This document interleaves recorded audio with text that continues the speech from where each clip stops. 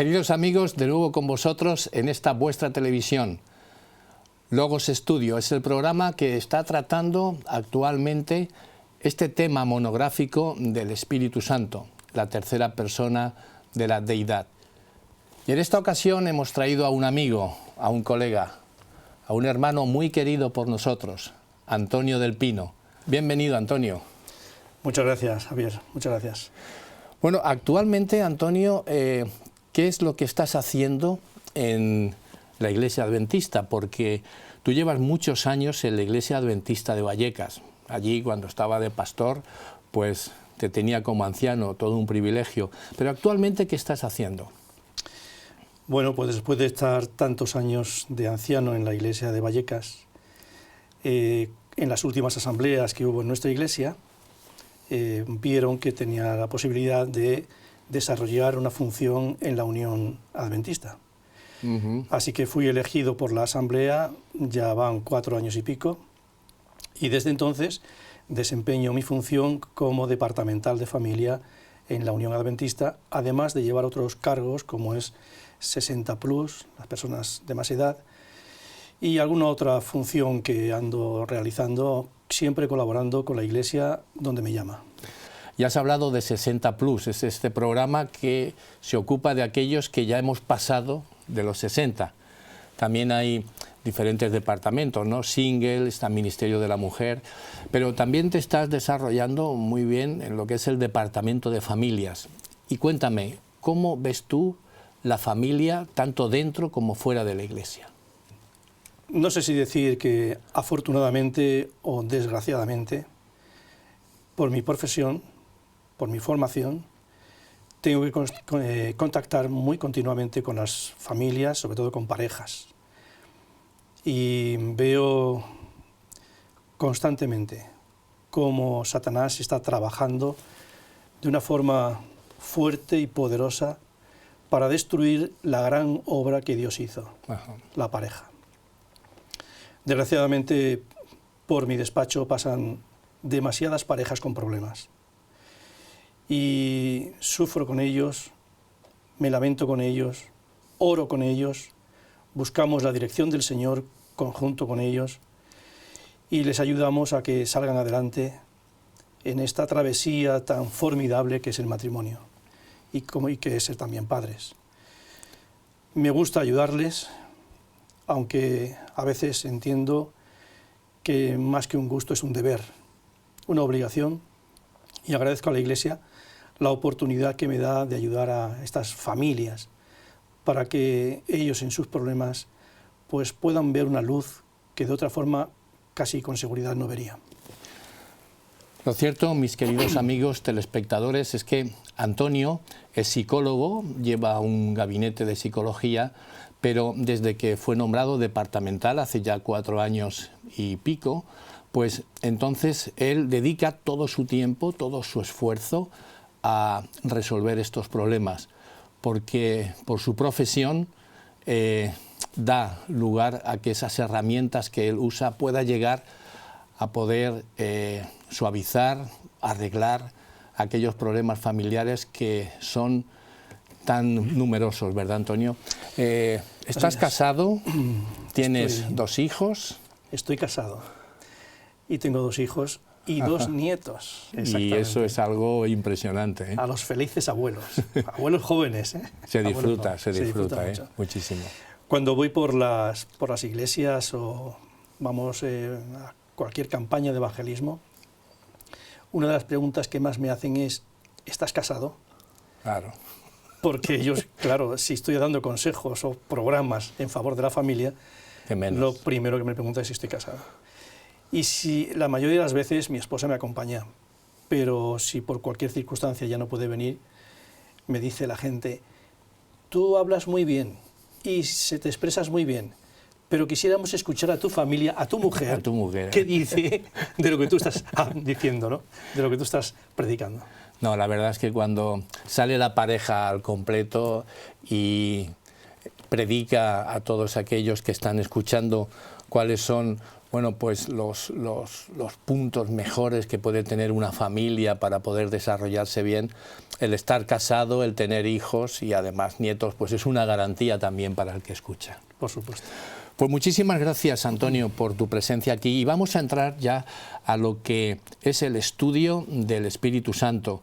Y en esta ocasión hemos titulado La divinidad del Espíritu Santo. Es un tema bastante polémico, porque siempre ha habido diferentes vías y diferentes doctrinas donde se dice sí o no a la divinidad del Espíritu Santo. Y es que la divinidad del Padre siempre está bastante bien sentada en la palabra, y la del Hijo en muchos lugares también del Nuevo Testamento. Sin embargo, la del Espíritu Santo ha sido enseñada en términos bastante sutiles. Pero yo quiero comenzar con un versículo que nos va a llevar a poder determinar, o por lo menos indicar, si es o no divino, si es o no Dios el Espíritu Santo, la tercera persona de la deidad. La pregunta es, la Biblia no presenta una descripción sistemática de la divinidad del Espíritu Santo. Más bien pensamos que la Biblia da pistas. ¿Tú crees que en Hechos de los Apóstoles, capítulo 5, versículos del 1 al 4, podemos concluir que el Espíritu Santo es Dios? ¿Podríamos leerlo y a partir de ahí estudiarlo? Por supuesto. Hechos de los Apóstoles, capítulo 5, versículos del 1 al 4. En cambio, un hombre llamado Ananías, con Safira su esposa, vendió una posesión, y sabiéndolo también su esposa, se quedó con una parte del dinero. Trajo el resto y lo puso a los pies de los apóstoles. Pedro le dijo: Ananías, ¿por qué Satanás ha llenado tu corazón hasta inducirte a mentir al Espíritu Santo y a quedarte con parte del precio de la heredad? Reteniéndola, ¿no quedaba para ti? Y vendida, ¿no estaba en tu potestad? ¿Por qué pusiste eso en tu corazón? No has mentido a los hombres, sino a Dios. Pues yo creo que si no hubiese otro texto en la Biblia y solamente este pasaje, sería suficiente como para, por lo menos, entrever de que la personalidad del Espíritu Santo está ahí presente, distinta al Padre y distinto al Hijo Jesucristo. Pero a mí me gustaría un poco más, me gustaría un poco ambientar esta parte. Adelante. Porque la situación se daba como consecuencia de que los primeros cristianos, según dice el capítulo 4 de Hechos, versículo 32, dice que ellos eran de un corazón y un pensamiento. Así que todo lo que tenían ellos lo distribuían, lo daban para los más necesitados. No había mendigos que tuviesen que pedir a otras personas, sino que entre ellos mismos saciaban las necesidades de unos y de otros. Entre los que tenían cierta posesión, dice el capítulo 4, al final de los versículos finales, dice que había un apóstol, había un levita, dice, un levita de Chipre, estoy leyendo el versículo 36, a quien los apóstoles llamaban Bernabé, que significa hijo de consolación. Y este hombre, este Bernabé, vendió su propiedad y entonces la trajo a los pies de los apóstoles. Ajá. Claro, el cristianismo era una novedad. El cristianismo no era popular, pero era como lo moderno. Era como, en aquella época era como lo snob, ¿no? Sí, una innovación de lo que algo había. Nuevo, algo nuevo. Que había por allí. Entonces había gente que se acercaba con los apóstoles porque veían que hacían milagros, que hacían cosas extraordinarias, y además que para estar entre ellos también disfrutaban de todo lo que tenían. Y Ananías y Safira, al ver que esto era lo moderno, dijeron, pues nosotros también. Es que hago un paréntesis y ahora seguimos con esta línea de estudio que es bastante interesante, porque en la palabra de Dios se encuentra perfectamente lo que es el auténtico comunismo. que muchas veces nos lo han explicado como que Marx era el ideólogo sobre el comunismo, pero en la palabra de Dios, si seguís conmigo, nuestros amigos telespectadores, en el capítulo 2 de Hechos de los Apóstoles, versículo 44, dice: todos los que habían creído estaban juntos y tenían en común todas las cosas, tenían en común, comunismo, y vendían sus propiedades y sus bienes y los distribuían a todos según la necesidad de cada uno. Impresionante. Como, según lo que tú estabas comentando, efectivamente, allí había un alboroto de gente que venía y decía: esto lo tengo yo, lo he vendido, lo entrego a los apóstoles. Y claro, como tú bien estás apuntando, había allí una pareja, ¿no? Ananías y Safira, que dijeron ¿qué? Bueno, pues ellos tuvieron la idea también de decir: nosotros queremos pertenecer a este grupo tan maravilloso. Así que vendieron su propiedad y la vendieron en X precio. El caso es que cuando fueron a los discípulos, a los apóstoles, no entregaron todo lo que habían recibido, sino que previamente ellos dos se habían puesto de acuerdo para sustraer una parte y decir: esto es todo lo que me han dado. Vamos. Y esto es todo lo que entrego, pero se habían quedado con una parte, sin comentarlo. El apóstol Pedro dice, Pedro en el versículo 3 del capítulo 5 de Hechos, sí. Pedro le dijo: Ananías, ¿por qué Satanás ha llenado tu corazón hasta inducirte a mentir al Espíritu Santo? O sea que ellos con su actitud mintieron a la iglesia, a los apóstoles. O sea, mintieron diciendo: todo esto es lo que me han dado, aquí lo tenéis, cuando no fue todo esto lo que me han dado, sino que se quedaron una parte para ellos por si acaso no les quedaba todo, pero mintieron. Mintieron a la iglesia. Y Pedro, cuando habló con Ananías, le dijo: y has mentido al Espíritu Santo. Así que el Espíritu Santo ya estaba allí con ellos y ellos tenían la convicción perfecta de que el Espíritu Santo era quien Jesús había mandado para estar con ellos dirigiendo la iglesia. Pero si leemos en el versículo 4, dice: reteniéndola, todo el precio completo y no habiendo entregado nada, ¿no quedaba para ti todo el precio? ¿Y vendida no estaba en tu potestad? ¿Por qué pusiste eso en tu corazón? Y ahora el versículo termina diciendo, versículo 4, no has mentido a los hombres, sino a Dios. Por eso yo decía antes... ¿A quién se mentía entonces? Claro. ¿Al Espíritu Santo o a Dios? Claro. En el concepto de Dios estamos aquí utilizando dos sinónimos: Dios y Espíritu Santo. Por eso yo decía que si solamente tuviésemos este texto en toda la Biblia, ya habría un argumento muy fuerte para indicar de que el Espíritu Santo es Dios. Ciertamente es así, ¿no? Como es posible que también el propio hecho de mentir al Espíritu ya lleva una connotación de una personalidad que si fuera una fuerza o si fuera un impulso o si fuera, pues mentirle al Espíritu Santo, pues sería algo que no sería lo más correcto. Pero como muy bien has indicado, has mentido al Espíritu Santo e inmediatamente después has mentido a Dios. Luego sí, que podemos concluir que el Espíritu Santo es Dios. Es correcto eso. Perfecto, perfecto. Muy bien. De todos los atributos divinos, Antonio, que tiene el Espíritu Santo, ¿cuál es el que más te impresiona? No sabría decirte. No sabría decirte porque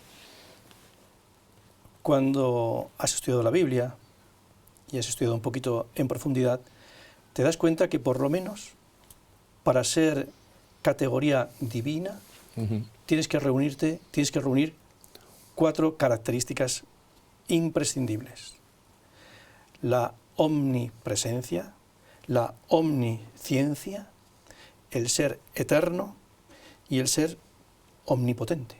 No sé si he repetido alguna, pero está bien. Omnisciencia, omnipresencia, eterno y omnipotente. Son características que no tiene nadie. En esta tierra no lo tiene nadie, salvo Dios.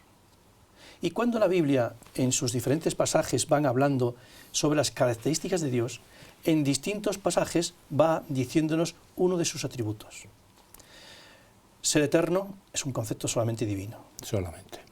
Ser omnisciente, o sea, todo lo sabe, es un concepto totalmente divino. Ser omnipresente, los seres humanos, ni nadie puede estar en todas partes a la vez. Claro, el ser humano ocupa un lugar, ocupa un espacio, pero efectivamente Dios es el omnipresente, está en todo lugar a la vez, y eso es una cualidad, un atributo solamente divino. El texto, por ejemplo, que podríamos decir en cuanto a la omnipresencia: ¿a dónde me iré de tu espíritu? ¿Y a dónde iré de tu presencia? Huiré de tu presencia. El ser humano, ni nadie se puede esconder De la presencia de Dios. Dios ve, Dios oye, Dios escucha. Todos los días, a todas las personas, en todas partes del mundo, en toda la historia de la humanidad y en todo el universo por completo. Nadie se le escapa. Hasta tal punto que dice Jesús, aun cuando se cae un pajarillo y muere, Dios lo sabe. Ahí estoy yo. Así que es impresionante estas características que solamente el Señor posee.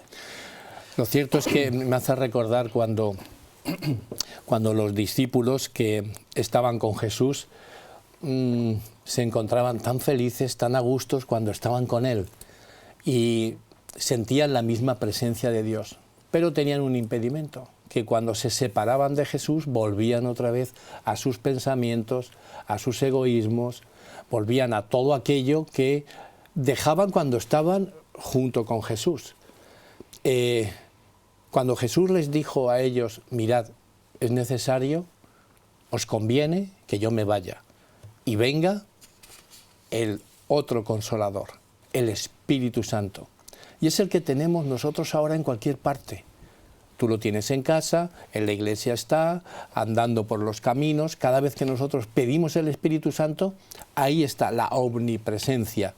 Pero con Jesús no pasaba así, porque Jesús se anonadó a ser hombre y él ocupaba un sitio, un lugar, y los que estaban con él felices, pero amigo, cuando marchaban fuera volvían otra vez a ser los mismos. Es necesario y bueno para nosotros que el Espíritu Santo divino, que el Espíritu Santo que es Dios, esté con nosotros constantemente, ser llenos de Él, para poder gozar de una presencia continua de Dios en nuestros corazones. Así es, así es. Comparando versículo con versículo, ¿podemos llegar a la conclusión que el Espíritu Santo es Dios? Claro, esto es a más, como dicen. Más a más. A más. Hay textos bíblicos en el Antiguo Testamento que después son citados por el Nuevo Testamento, por Pablo, por Pedro y tal, y nos damos cuenta de que en algunas expresiones en el Antiguo Testamento está diciendo el Señor o el Espíritu, y en el Nuevo Testamento el correspondiente texto bíblico citado por los apóstoles habla del Espíritu Santo o a la inversa. Pero los textos nos están dando un equilibrio perfecto.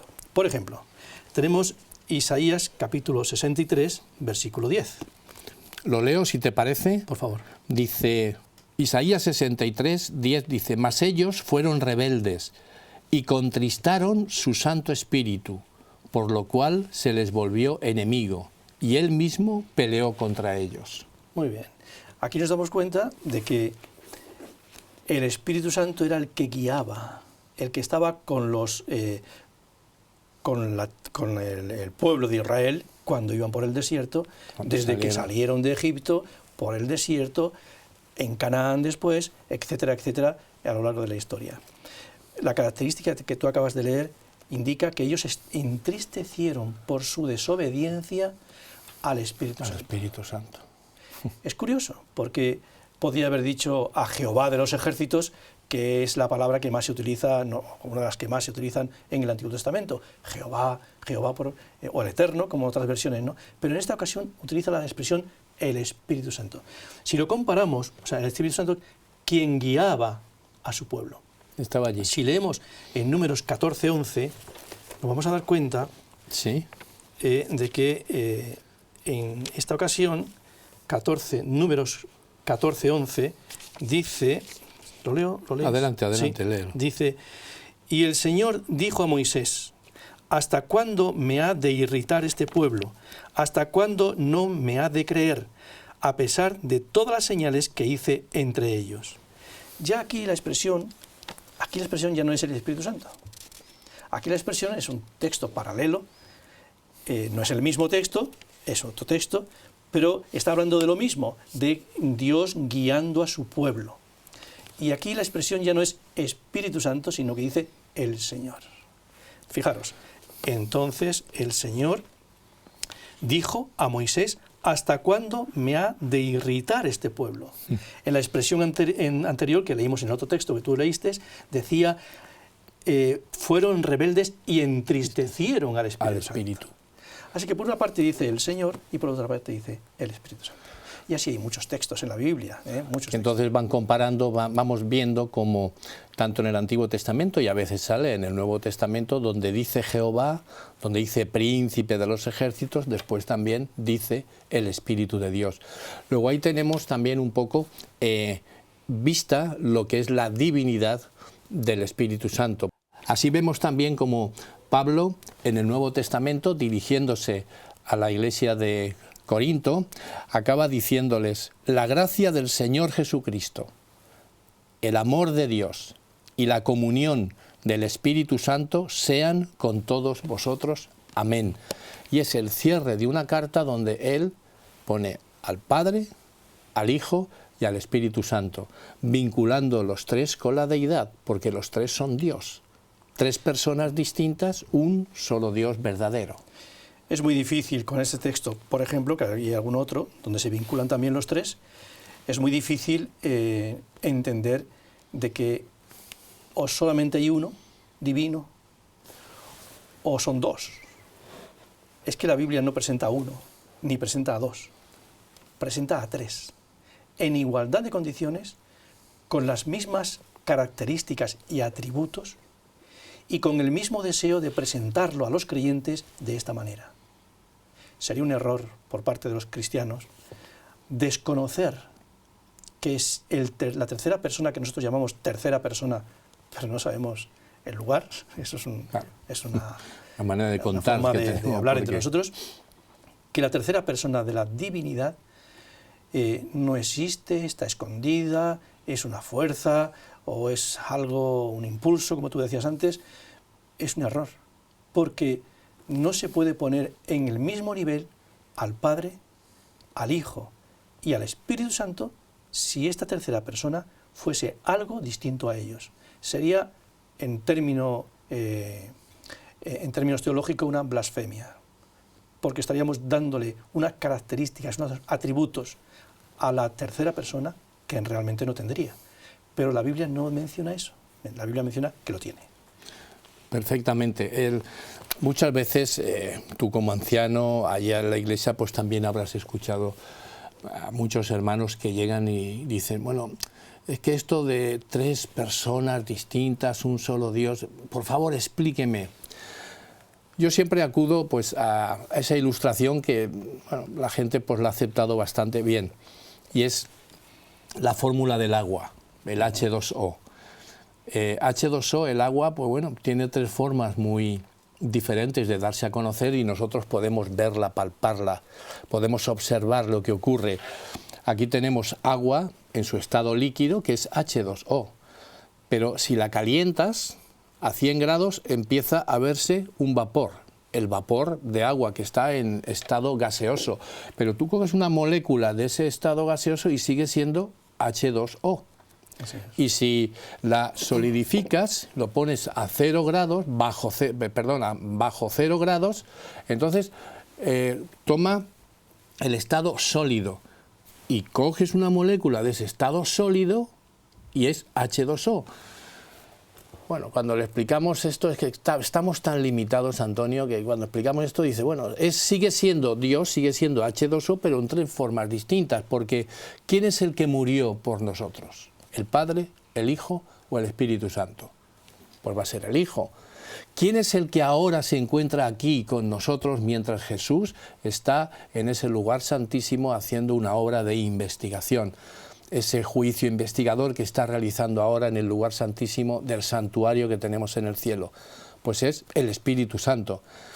Y entonces vemos que cada uno tiene sus propios cometidos, pero entre todos se están llevando a cabo ese plan de salvación que desde la fundación del mundo lo tienen preparados para que tú, yo y todos nuestros espectadores, pues un día y no muy lejano, cuando venga Jesús, pues estaremos ya viviendo eternamente con nuestro querido y amado Jesús, ¿verdad, Antonio? Por supuesto, por supuesto.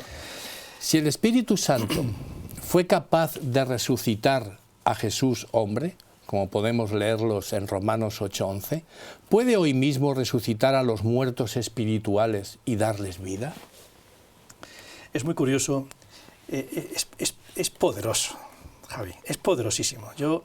Este texto para mí es tan fuerte, que hace que mi cristianismo, que mi vinculación con el Señor me convierta en algo cada vez más pequeño. Porque quien resucita al Hijo, dice este texto, que es el Espíritu Santo. Vamos a leerlo y sigues, Sí, para sí, que sí, nuestros... sí. Porque en este programa yo sé que nuestros telespectadores tienen la Biblia, tienen su libreta y tienen su bolígrafo. Romanos 8:11 dice lo siguiente: y si el Espíritu de aquel que levantó de los muertos a Jesús habita en vosotros, el que levantó de los muertos a Cristo Jesús vivificará también vuestros cuerpos mortales por medio de su Espíritu que habita en vosotros. Es que es maravilloso. Es que es un pasaje que para los que tenemos fe, los que creemos, los que defendemos estos principios, es emocionante. Muy bueno. Porque el Espíritu Santo tiene el poder de dar la vida. De dar vida. Y el Espíritu Santo dio la vida a Jesús, hombre, una interrogante ahí, y le sacó de vuelta a la vida de los seres humanos, ¿no? A la vivencia de los seres humanos. Uh-huh. Bueno, hay que tener mucho poder. Bueno, mucho poder no, hay que ser omnipotente. Hay que ser Dios, si no es imposible. Claro. Es muy curioso porque Elena White dice que en el milenio Satanás estará 1000 años solo, y no será capaz ni de producir una hojita verde. Pues qué mal lo lleva, Antonio. Terrible. Esto es, él no podrá hacer ni una hojita verde, no tiene poder para hacer absolutamente nada que tenga vida. Y sin embargo, el Espíritu Santo devuelve la vida. Maravilloso. Pero es que el tema, y la segunda parte es extraordinaria, porque el tema dice, es capaz también de renovarte por dentro y de hacer de nosotros personas distintas, personas nuevas. Yo he visto y he tenido muy cerquita de mí experiencias en este sentido. Personas tratadas médicamente para que dejase vicios, llevada a sitios maravillosos, hospitales en lugares maravillosos, sanos, alta montaña, donde respiraba lo mejor, siendo tratado, pero el vicio no desaparecía. En cuanto que bajaba del hospital, de aquellos sitios tan bucólicos, volvía otra vez a su vicio. Y cuando esta persona se tropezó cara a cara con Jesús, vio el amor inmenso que le tiene, o que le tenía, y la labor que puede hacer en su vida el Espíritu Santo, cayó como una persona rota, miserable, se sintió pecador hasta lo sumo. Y me acuerdo del texto ese que Jesús mencionó, que cuando el Espíritu venga, convencerá al hombre de justicia, de juicio y de pecado. Pues este hombre se sintió con esos tres conceptos que le fulminó por dentro. Y le vi renacer. Viste a una nueva criatura, le vi ¿verdad? renacer. Lo que durante años la medicina y personas profesionales quisieron ayudar y no pudieron, el Espíritu Santo pudo con él. Y me alegro mucho, No, muy bien, porque me tocaba muy cerca, esos milagros. muy cercano, Sí, verdad. muy cercano. Esos milagros que hace el Espíritu Santo dando vida a aquel que está muerto, nos va a traer también a nuestros seres queridos, los va a traer a la resurrección, pero también tenemos desgraciadamente mucho muerto viviente, que no quieren saber nada, que no quieren saber absolutamente nada de religión, no quieren saber nada de la palabra, no quieren saber nada de Jesús, y andan, pues, es un muerto que va andando, pero cuando el Señor da vida a través de su Espíritu, como tú muy bien dices, es una nueva criatura. Y ya el Señor, desde aquel día, aquel sexto día de la creación, pues también modeló a este Adán y sopló ese ruaj, sopló ese aliento de vida, ese espíritu de vida, y entonces el hombre llegó a ser un ser vivo, un nefesh, un alma viviente. Impresionante lo que puede hacer el Espíritu Santo con su divinidad por todos aquellos que anduvimos también en tinieblas, pero gracias a Dios nos dio vida. Y ahora vivimos por la gracia de nuestro Señor Jesús, vivimos con el Espíritu y dando a conocer estas maravillas que un día también nos dieron a nosotros. Por supuesto, que es lo que más deseamos. Es nuestra intención que mucha gente conozca este misterio que para mucha gente está oculto, pero está oculto no porque el Señor no quiera reflejarlo, sino porque nosotros no queremos verlo. ¿Qué puede significar el hecho de que apareciera el Espíritu Santo en forma de paloma en el bautismo de Jesús y después Él mismo ordene que bauticemos en el nombre del Padre, del Hijo y del Espíritu Santo? Pues otro momento formidable de la vida de Jesús. Maravilloso, ¿eh? ¿Qué vamos a decir? Cuando Juan el Bautista ve venir a Jesús, el Espíritu le dice, este es. Este es.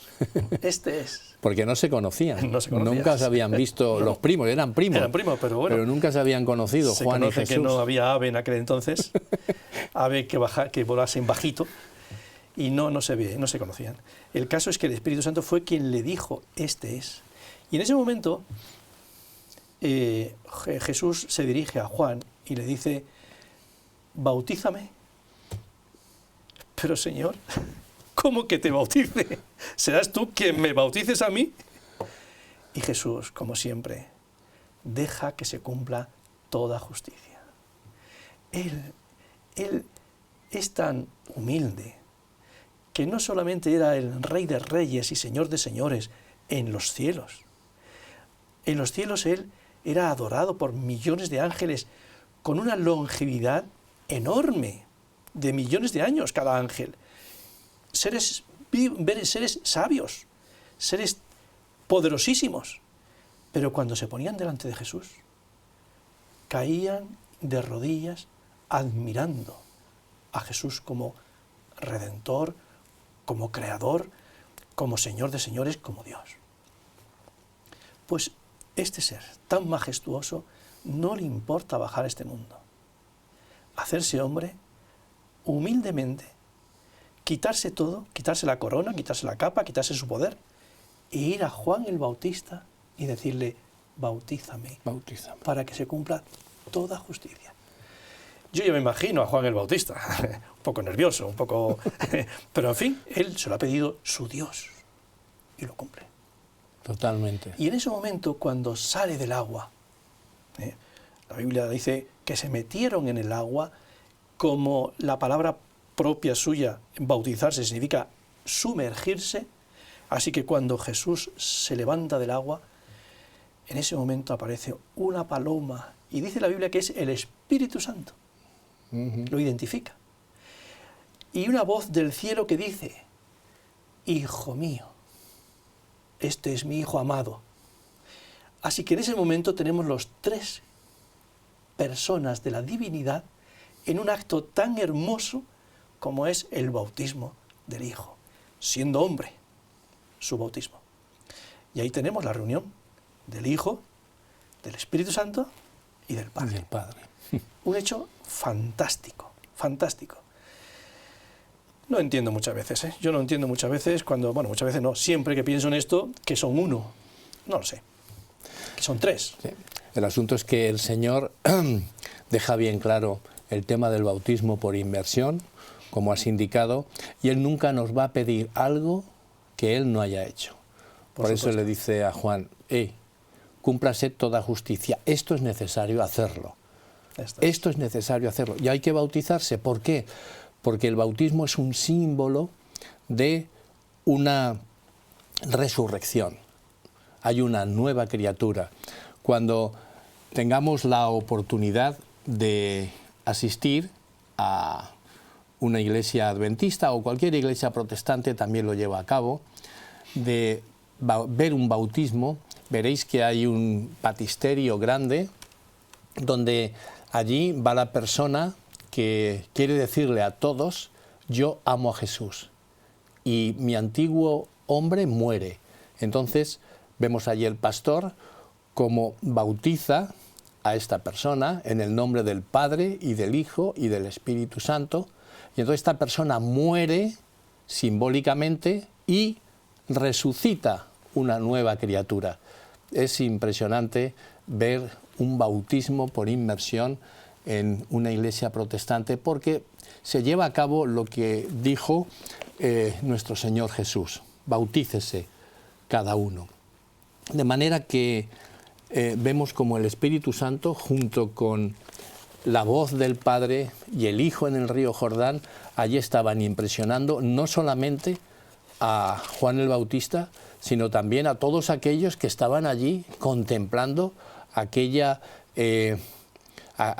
gran acontecimiento, porque Juan señaló, has dicho, este es el Cordero de Dios que quita el pecado del mundo, y todos conocían muy bien aquella expresión porque lo habían visto anualmente. Cuando iban a Jerusalén lo habían visto cómo se degollaba un cordero, y aquel cordero era símbolo de aquel que tenía que dar su sangre por nosotros. Quisiera añadir, por no partir de este tema, la orden que da Jesús a raíz de lo que Él ha hecho para que los cristianos, los que creemos en Él, los que le aceptamos, también lo hiciésemos cuando nos bautizamos. Y dice Mateo capítulo 28, versículo 19, por tanto, id a todas las naciones, haced discípulos, bautizándolos en el nombre del Padre, del Hijo, y de nuevo aparece el tema de hoy, el Espíritu. Y del Espíritu Santo. Es que no puede ser de otra forma.